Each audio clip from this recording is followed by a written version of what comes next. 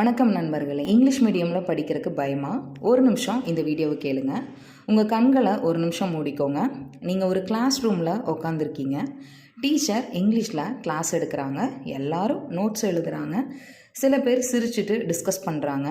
ஆனால் நீங்கள் மட்டும் அமைதியாக இருக்கீங்க. ஏன்னா எனக்கு ஒன்றுமே புரியலை. அந்த நிமிஷத்தில் நீங்கள் உங்களையே சந்தேகப்பட ஆரம்பிக்கிறீங்க. நான் இந்த காலேஜுக்கு தகுதியானவனா? நான் பாஸ் ஆவனா?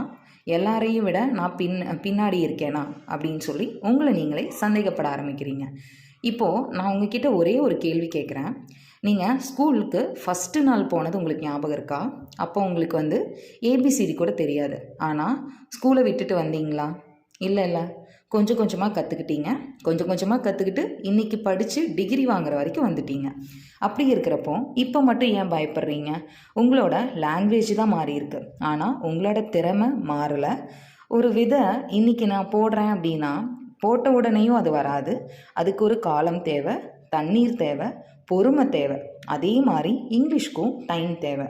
ஒரு நாள் கிளாஸ் புரியாது, 2வது நாள் கொஞ்சம் புரியும், 1 மாதம் நிறைய புரியும், 1 வருஷம் நீங்களே இங்கிலீஷில் ப்ரெசன்டேஷன் எடுப்பீங்க. பயப்படுறது தப்பில்லை, ஆனால் அந்த பயத்தால் முயற்சி பண்ணாமல் இருக்கிறது தான் தப்பு. இன்றைக்கி புரியல அப்படின்னு சொல்லி கவலைப்படாதீங்க. நாளைக்கு புரிஞ்சுக்கிறதுக்கு முயற்சி பண்ணுங்கள். ஒவ்வொரு நாளும் ஒரு ஸ்டெப்பு, அவ்வளோதான். ஒரு விஷயத்தை ஞாபகத்தில் வச்சுக்கோங்க.